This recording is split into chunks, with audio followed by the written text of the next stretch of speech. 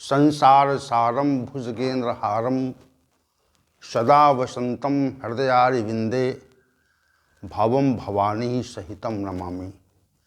भवानी शंकरौ वंदे श्रद्धा विश्वास रूपिणौ याभ्याम विना न पश्यन्ति सिद्धा स्वांतस्तमीश्वरम। श्री कृष्ण गोविंद हरे मुरारे, हे नाथ नारायण हे वासुदेव। श्री कृष्ण गोविंद हरे मुरारे, हे नाथ नारायण हे वासुदेव। कृष्ण गोविंद हरे मुरारे, हे नाथ नारायण हे वासुदेव। वसुदेव सुतम देवम कंस चाणूरमर्दनम देवकी परमानंदम श्री कृष्णं वंदे जगद्गुरुम। कृष्णं वंदे जगद्गुरुम। कृष्णाय वासुदेवाय हरे परमात्मने प्रणत क्लेश नाशाय गोविंदाय नमो नमः। गोविंदाय नमो नमः। हम सभी आज एक बार पुनः भगवद गीता के इस प्रातःकालीन सत्र में उपस्थित हैं और भगवान श्री गोविंद के मुखारविंदु से प्रस्फुटित भगवद गीता ज्ञान पर चर्चा को श्रवण करने की जिज्ञासा से हम सभी की उपस्थिति यहाँ पर है। और भगवान श्री गोविंद की हम सभी पर विशेष कृपा है, नित्य प्रेरणा उनकी है और नित्य प्रेरणा के कारण ही हम सब लोग यहाँ आते हैं। हमको भी भगवान श्री गोविंद की ओर से एक विशेष प्रेरणा रहती है, वह हमको उद्वेलित करते हैं। जैसे किसी कार्य के लिए किसी मनुष्य को प्रेरित किया जाए और किसी मनुष्य को यदि कोई व्यक्ति किसी सांसारिक कार्य के लिए प्रेरित करता है तो उसमें अगर उसकी उस कार्य में रुचि नहीं है तो बाध्यतावश वो उस कार्य को करता है। तो रुचि विशेष जो है वह होने पर वो कार्य अच्छी प्रकार संपन्न होता है और निश्चित रूप से उसका जो परिणाम है वह निश्चित रूप से सुखद होता है। और भगवान श्री गोविंद ने हमको प्रेरणा दी कि भगवद गीता विषय को व्याख्यापित करें, तो ये उनकी विशेष प्रेरणा तो है ही, उनकी विशेष कृपा भी है, दया भी है कि हमें इस काम पे लगाया। जैसे स्वामी अपने सेवक को किसी भी काम पर लगा सकता है क्योंकि वह पारिश्रमिक का भुगतान करता है। और भगवान श्री गोविंद तो इस ब्रह्मांड के स्वामी हैं, हम सभी उनके अनुचर हैं, सेवक हैं, दास हैं। उनकी कृपा से ही ये जीवन है और उन्होंने हमें प्रेरणा दी कि हमें ये कार्य करना है, तो हमें निश्चित जीवन पर्यंत तक हमें ये कार्य करना चाहिए। ये उनकी विशेष कृपा है और हम सभी उनके विशेष कृपा पात्र हैं। तो हम सभी पर भगवान श्री गोविंद की दृष्टि है और उस दृष्टि को दृष्टिगत रख करके ही हम सभी भगवद गीता ज्ञान के श्रवण और उसकी व्याख्या के लिए उद्यत हुए हैं, उन्मुख हुए हैं। आइए श्री भगवान गोविंद को प्रणाम करके एक बार पुनः भगवान श्री गोविंद के चरणों में प्रणाम करके हम भगवद गीता के आज के विषय को व्याख्यापित करने का प्रयत्न कर रहे हैं। हम सभी अध्याय संख्या 17 श्रद्धा त्रय विभाग योग के श्लोक संख्या 6 पर विचार करने के लिए आज इस सत्र में उपस्थित हैं। और इस सत्र में जो विचार है वह अध्याय संख्या 5 के समापन के साथ ही श्लोक संख्या 6 के विषय पर है। श्री भगवान ने कहा कि श्लोक संख्या 5 में ये कहा था कि जो मनुष्य शास्त्र विधि का परित्याग करके घोर तप को तपते हैं, वे दंभ से, अहंकार से, कामना से, आसक्ति से और बल से युक्त रहते हैं, उसके अहंकार में रहते हैं। और आगे कहा कर्षयन्ता शरीरस्थम भूत ग्रामम चेतसः माम चैवान्ता शरीरस्थम तान विद्धि असुर निश्चयान। हे अर्जुन, वे मनुष्य जो शास्त्र विधि का परित्याग करके और घोर तप को करते हैं, वे मनुष्य शरीर स्थम भूत ग्रामम, शरीर रूप में स्थित भूत ग्राम यानी भूत समुदाय को और अंता शरीर स्थम, अंतःकरण में स्थित मुझको भी कर्षयन्ता कष्ट पहुँचाने वाले हैं, तान अचेतसा असुर निश्चयान विद्धि। उन सभी को तुम निश्चित रूप से, उन अज्ञानी पुरुषों को निश्चित रूप से तुम असुर जानो, आसुर जानिए। ये बात श्री भगवान ने यहाँ पे कही। तो आसुरी स्वभाव के मनुष्य की विशिष्ट व्याख्या है। अब यहाँ पे जो श्री भगवान ने कहा शरीर स्थम भूत ग्रामम कर्षयन्ता, ये जो और अचेतसा शब्द कहा है, इस श्लोक संख्या 6 के पूर्वार्ध अंश में ये है, ये विषय है कर्षयन्ता शरीरस्थम भूत ग्रामम चेतसा। जिनको ज्ञान नहीं, वास्तविक तप का ज्ञान नहीं है, जो वास्तविक तप की परिभाषा को नहीं जानते, वास्तविक तप के उद्देश्य को नहीं जानते, वास्तविक तप की प्रक्रिया को नहीं जानते, उसी के लिए यहाँ पर श्री भगवान ने अचेतसा पद का प्रयोग किया है और कहा ये है कर्षयन्ता शरीरस्थम भूत ग्रामम। वे शरीर रूप में स्थित भूत समुदाय को कर्षयन्ता कष्ट देने वाले हैं। ये बात श्री भगवान ने इस श्लोक के पूर्वार्ध भाग में कही। इसी की व्याख्या हम आज आपके समक्ष प्रस्तुत करने का प्रयास करेंगे। देखिए, जो भूत ग्रामम पद है, यह पंच महाभूतों की ओर संकेत करता है। पंच महाभूतों का वाचक है और पंच महाभूतों के पर्याय के रूप में श्री भगवान ने यहाँ प्रयुक्त किया है। पंच महाभूत कैसे क्रश होते हैं, जो घोर तप से कैसे वो क्रश होते हैं, इस विषय को पहले हम व्याख्यापित करना चाहते हैं। हमारा जो शरीर है वह पंच महाभूतों से निर्मित है, ऐसा शास्त्रों में वर्णित किया गया है। मनीषियों ने ऐसा बताया कि हमारा जो शरीर है वह पंच महाभूतों से निर्मित है। क्योंकि पंचीकृत महाभूत जो हैं वह इस शरीर का निर्माण करते हैं। ये भी शास्त्रों ने बताया।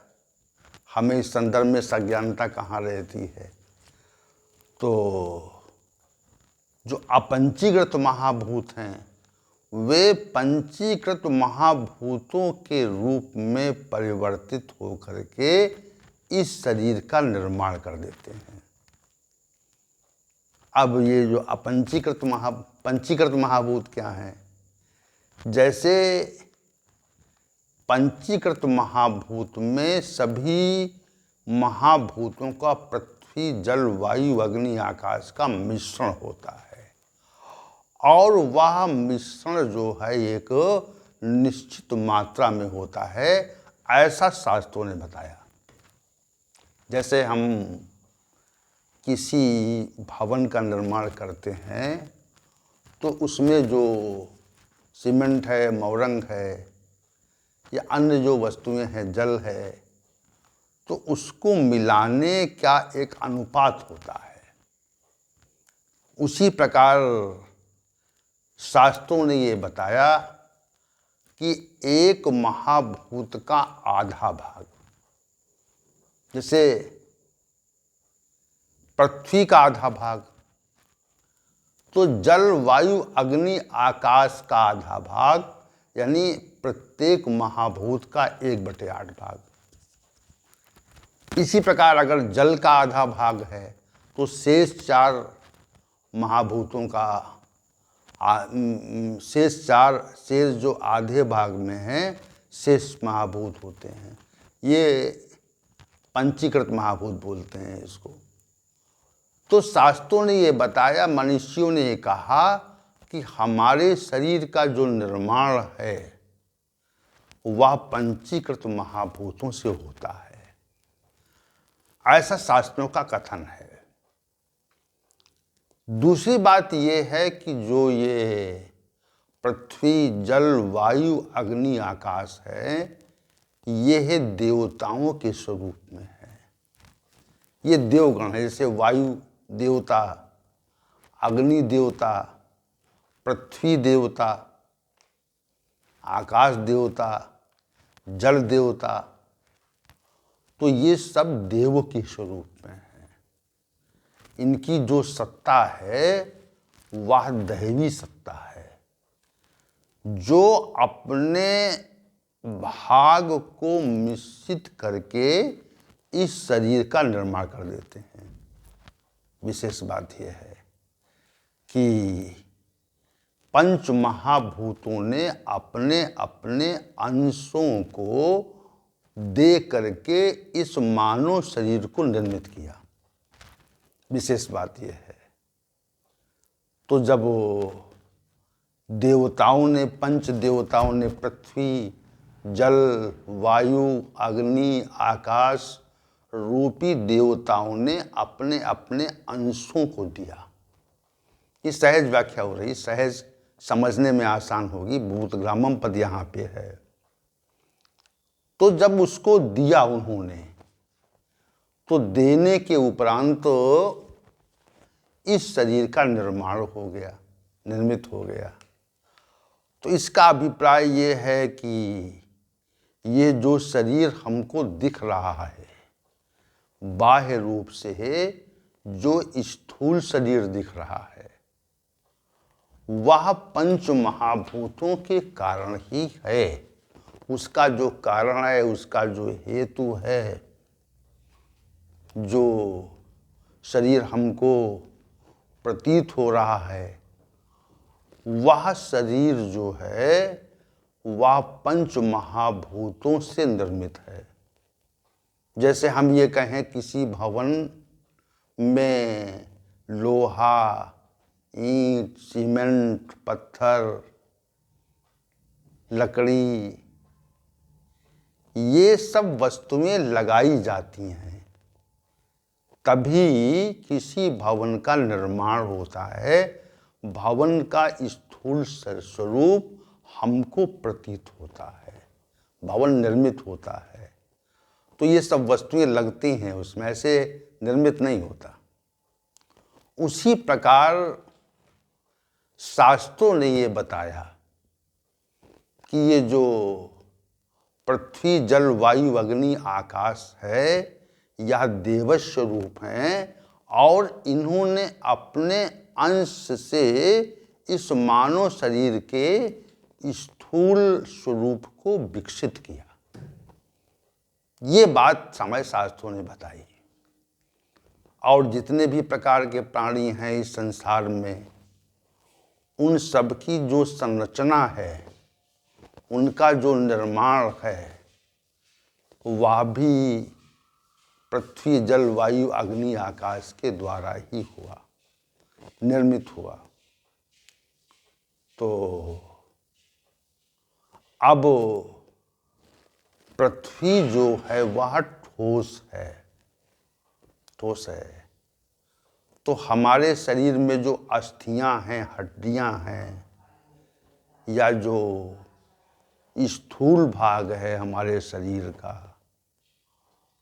वह पृथ्वी का अंश है, ऐसा शास्त्रों ने बताया।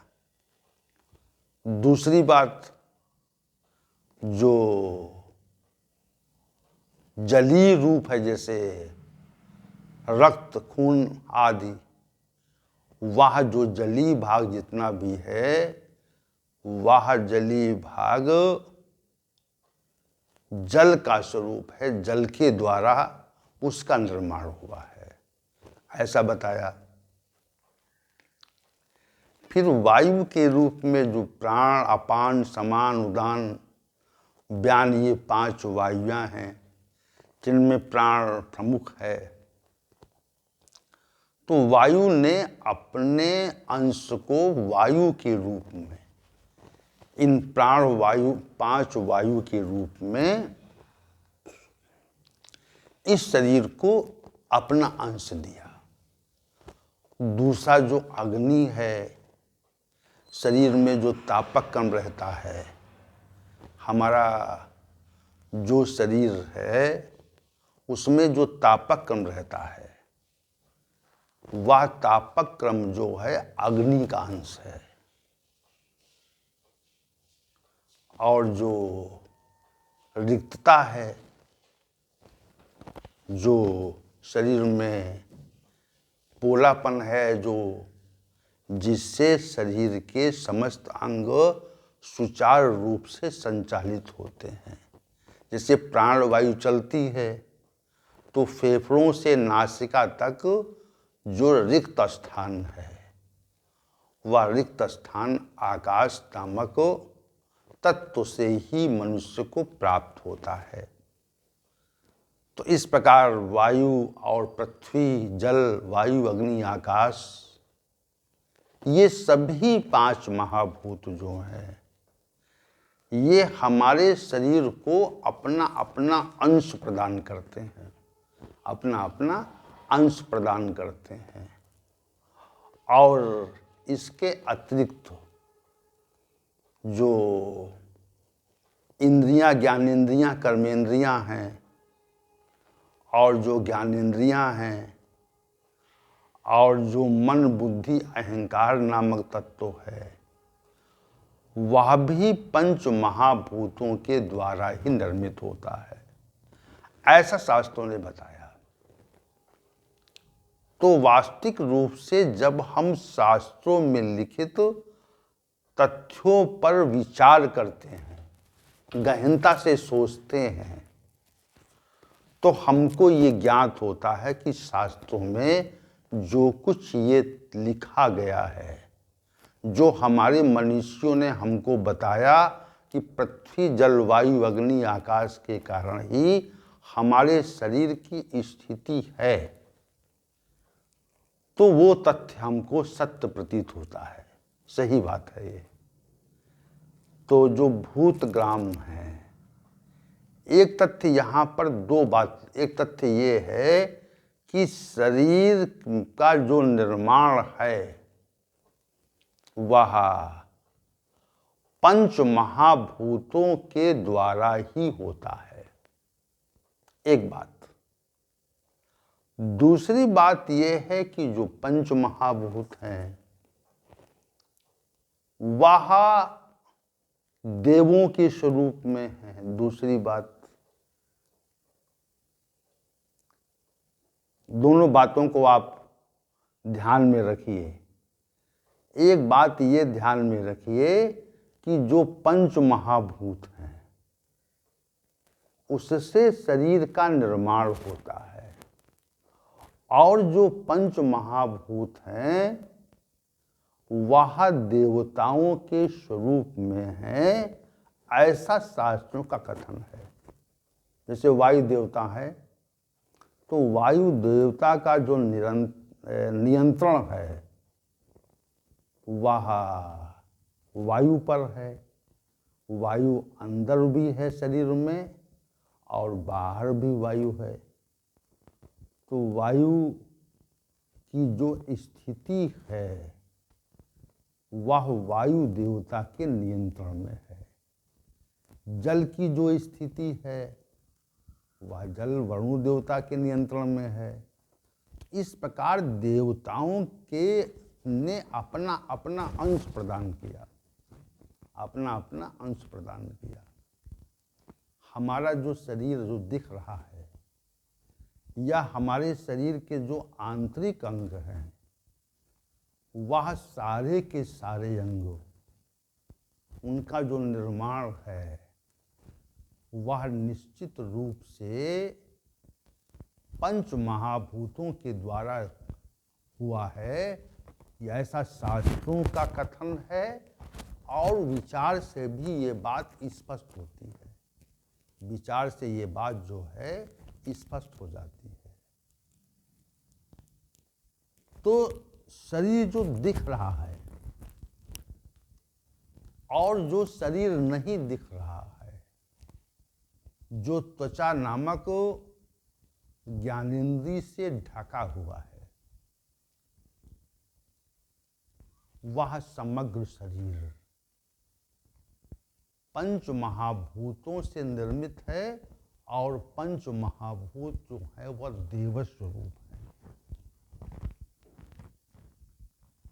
तो हमें पंच महाभूत का जो देव स्वरूप है वह कभी भी विस्मृत नहीं करना चाहिए, कभी विस्मृत नहीं करना चाहिए। अब ये शरीर हमारा नहीं है, ये भावना स्पष्ट हो गई, ये बात का स्पष्ट हो गया कि ये जो शरीर हमारा दिख रहा है, जिसको हम अपना मानते हैं, ये शरीर हमारा अपना नहीं है। ये पंच महाभूतों का निर्माण है। जैसे ये भवन हमारा नहीं है, इसको हमने भवन को माना हुआ है।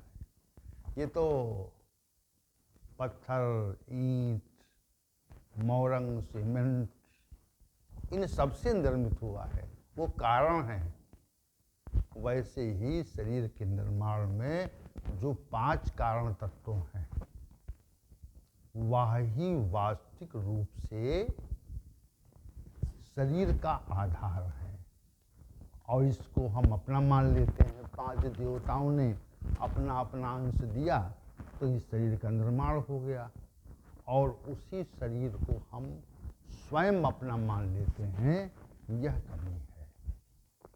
जो मनीषी है यहाँ पे, जो अचेतसा पद प्रयुक्त हुआ है, उन्हीं के लिए प्रयुक्त हुआ है। जो शरीर को अपना मान लेते हैं, देवताओं के अंश को अस्वीकार करते हैं, उन्हीं के लिए यहाँ पर अचेतसा शब्द श्री भगवान ने प्रयुक्त किया है। शरीर अपना नहीं है, शरीर पंच महाभूतों का है, पंच देवों का है। पृथ्वी, जल, वायु, अग्नि, आकाश जो देव स्वरूप है उनका है। तो इस शरीर को हम यदि कड़ी धूप में तपाएंगे तो कड़ी धूप में तपाने पर इस शरीर में जो पंच महाभूत रूपी देवता हैं वह क्रश होते हैं। क्रशंता, शरीर स्थम, कष्ट होता है उनको। हम अग्नि को जला करके और उसके मध्य बैठ जाते हैं तो जो अग्नि से तापक क्रम प्रकट हो रहा है, उस तापक क्रम से हमारे शरीर में विह्वलता रहती है, कष्ट होता है। तो भी हम उन पंच महाभूतों को क्रश करते हैं।